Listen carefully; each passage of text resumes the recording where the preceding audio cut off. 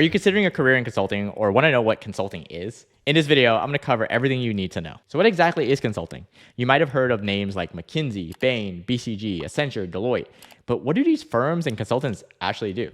Well, the best way to think about what consultants do is think about your doctor. But instead of treating patients like you and me, consultants will treat a business. Like a doctor, a consultant will do a couple things with a business. When you think about a doctor, there's a couple things that every doctor will do when you come in for a visit. First, the doctor will assess your symptoms. Then they'll provide a diagnosis. Third, they're going to give you a prescription. Fourth, they're going to provide some bedside manners. That is, what do you have to do when you're in between visits? Fifth, they're going to provide some follow-up care just to make sure you're getting better. A consultant will do the same thing. Well, let's imagine, for example, Coca-Cola is having issues with one of their products. They're wondering, why isn't this product selling better? So they might hire some consultants to come in, and the consultants will do exactly what a doctor does. First, they're going to assess the symptoms. For example, they're going to look at the product line and think about, why isn't this drink selling well? Is it the price? Is it the packaging? Is it the taste? Is it the lack of marketing? Like, what's happening? And once they know what the symptoms are, they're going to look closely at it and provide a diagnosis. They might think, you know what? The problem here seems to be the marketing. We're not marketing enough. And then what they'll do is provide a prescription. So their prescription will be, we need to market more at sporting events. And then they're going to give some bedside manners, which is, what do we need to do? We need to target people who are between the ages of 18 and 34, for example. That way, they provide exactly what the client, Coca-Cola, needs to do. And then finally, they're going to follow up just to make sure how the marketing campaign went, just to make sure that Coca-Cola was able to get the outcome it wanted when it hired the consultants. So that's just an example of what consulting is like. And if that type of problem solving really resonated with you and you thought, I can see myself doing that, being a consultant might actually be a really great career path for you. In fact, there's a lot of reasons why people pursue a career in consulting. Let's talk about the major reasons. The first off is the compensation. In fact, most consulting firms and consultants are paid within the top 5% of global earners. So imagine, even if you're like a 21-year-old leaving out of college, you're already making six figures from your first day. That's a pretty good sizable compensation. And of course, this only increases the further out you go in your career as well. So even if you have like a couple years and you want to make a career change to consulting, most likely you're going to get a salary bump. And that's just the compensation.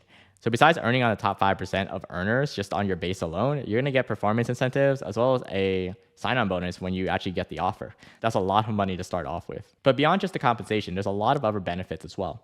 For example, consultants get to travel a lot and get to reimburse these costs to the firm as well as to the client. Nice. So I have a friend who loved consulting because of the travel. By the time he quit his consulting job, he had so many points that for the rest of his life, he never has to pay for another plane ticket or a hotel upgrade because he spent so many nights traveling in so many planes that airlines basically give him so many points and hotels have given him so many points that all his vacations moving forward for the rest of his life pretty much already paid for. So that's just a benefit of traveling. Beyond that, you also get the world's top healthcare as well as retirement funds because the firms you work for want to make sure that you're in top health and that you're set up for retirement. Love it! So they're going to give you the best healthcare as well as the best retirement fund possible. Third, a lot of firms also have an education fund. So this could be, for example, you deciding to take an online course or you actually going to get another degree. For example, if you're an undergrad who joined, you might want to pursue an MBA and the firm will pay for your MBA, assuming you come back to work for them for a few years. But beyond just the monetary benefits, there are also a lot of benefits for working in consulting. For example, you get some of the best mentorship that you can possibly have. These are people who have been in the business world for more years than you've been alive, and they're literally next door to you working.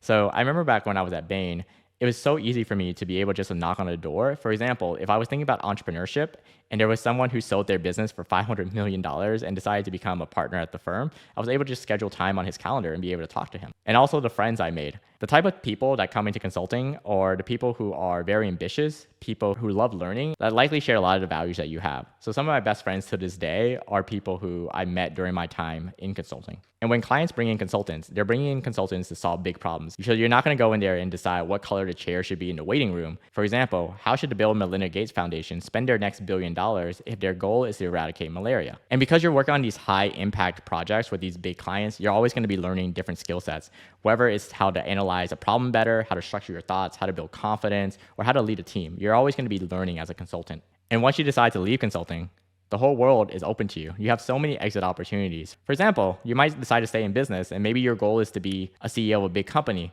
You might end up being the CEO of Google, Microsoft, or Starbucks. Or you might decide that you want to take your career completely different and you might end up being a 7-time Grammy winner like John Legend. Yes, John Legend was a consultant as well. So you can kind of see that all different types of people start their careers in management consulting. And that brings up another benefit of working in consulting, which is the career growth. Even if you only stay in consulting for a few years or you decide to stay until you retire, you're always going to be progressing. So all of these firms, early in your career, you can expect a promotion anywhere between 6 months to 2 years.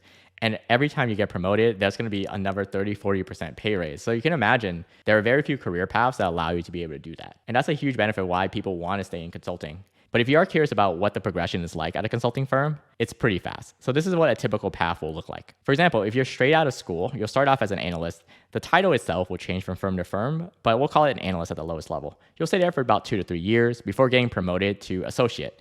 You can also enter associate as an MBA, or you might go get your MBA and then come back and the firm will pay for it. And you'll stay at this role for about 2 to 3 years before becoming a project manager, which is another 2 to 3 years, before finally becoming an associate partner, which lasts typically about 2 to 4 years.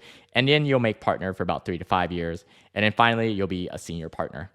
So you can kind of see here, the progression is really quick. And at all levels, you're always going to be learning and up-leveling yourself. So at this point, you might be thinking, whoa, there's so many benefits to working in consulting.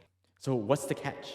Well, I presented you with all the benefits of working in consulting, but there is one downside, which is working in consulting actually takes a hit on your work-life balance. If you're someone who likes having a 9-to-5 job, someone who expects to work 40 hours a week, expects to go home to your bed every single night, consulting is probably not the right career path for you. As a consultant, you are paid a lot and you are given a lot of benefits and perks, but that comes with a trade-off of high expectations from the client and from the firm that employs you. So if you want a job that's 9 to 5, 40 hours a week, you know that you're not going to work the weekends ever, and that you're going to be able to go home in your bed every single day, consulting is probably not the right career path for you. While you're not going to be traveling 365 days out of the year or anything crazy like that, there are some sacrifices you do need to make when you are pursuing a career in consulting. For example, traditionally, consultants will work about 50 to 60 hours per week. So there's a lot of factors that can affect how many hours you work. So for example, it could be the project timeline. If you have 2 weeks to work on a project versus 2 years, then the 2 weeks is going to be a lot more intense. Second is the type of project. If it's a project that you and your team and your company have done over and over again, you probably have templates and shortcuts. But if it's the first time you're doing a certain type of project, you can expect a lot harder work because you're still trying to figure out the process. Third is you have to think about, is travel involved? For example, if you have to fly 5 hours to get to the client, you have to factor in things like getting to the airport, the flight, getting from the airport to the client site, getting to the hotel, and then at the end of the week, getting from the hotel back to the airport, flying back to your home. So you can kind of see that those actually inflate the hours as well. So travel has a big component to do with it as well. And finally, it has a lot to do with the team that you're on. For example, if there's a lot of work, but very few people on your team, then per person, there's gonna be a lot more work than if there's a little bit of work and a big team. So a lot of that really does vary. And there's a lot of factors that go into a project, but you can expect about 50 to 60 hours a week. And there are some projects where you'll work 60 to 80 hours per week. I know that's from my experience as well. So for example, one of my very first projects, we had a small team and it was a 3-month project, but we were working with a local school system. So it was a pro bono project. So as a result, I basically worked about 50 hours during that week, just trying to figure out, the problem we were trying to figure out is how to retain the best teachers in the school district. So I got to interview a lot of the teachers and get to know them on a personal level. So you can imagine that that type of project is a lot more chill than the next project I had, which was a 2-week diligence project where 2 companies were thinking about merging, and we were on a 3-week project. And so I ended up working the weekends, working about 80 hours, actually some weeks even more during that time period. So you can kind of see that the extremes of what consulting can do there. So that's just some of the examples of how intense the hours can work and the trade-offs you have to make in your personal life. And then there's also lifestyle considerations as well. As I mentioned, consultants travel. Some people really love traveling. Like I mentioned earlier, the friend of mine who ended up racking up so many travel points that he never has to pay for another hotel or another plane ticket in his life. He really loved traveling. But for me, that wasn't quite it. As in, you could put me in a 5-star hotel. I can have access to a really nice sushi place. But for me, I personally liked to be able to go home to my own bed. So when I did travel for projects, it was actually seen as a negative on my lifestyle versus a plus. But again, every person varies on that. But I just want to be transparent with that, which is that travel isn't glamorous for every single person who enters the consulting realm.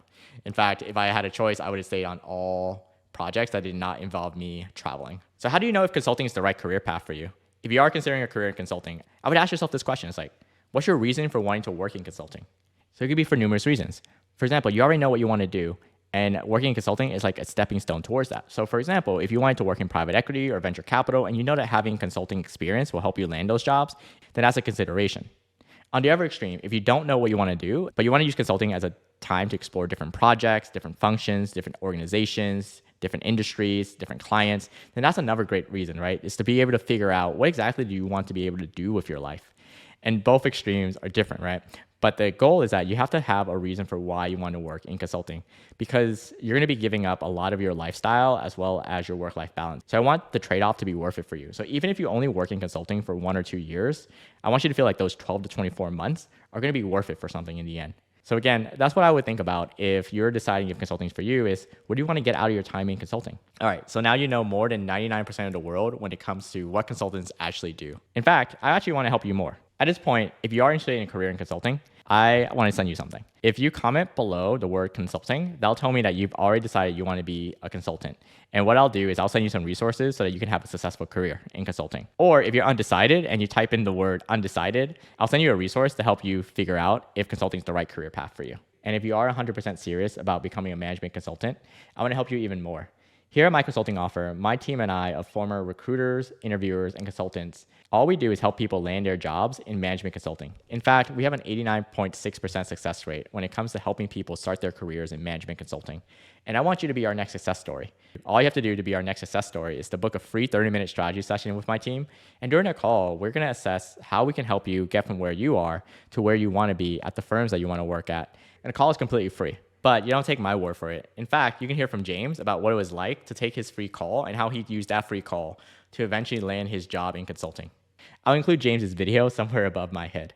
I'll see you in the next video.